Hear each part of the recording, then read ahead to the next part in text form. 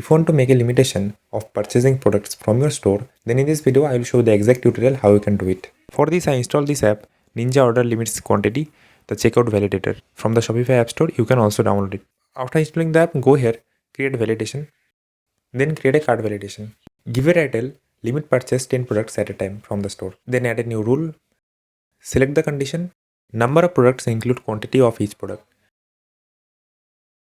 Operator greater than value 10. Then add the action, show error message on checkout page. Now type the message which you want to show on the checkout page. Here I am typing, you can only purchase 10 products. Then active the status and save this. Now people can maximum purchase 10 products from your store. They cannot purchase more than 10 products.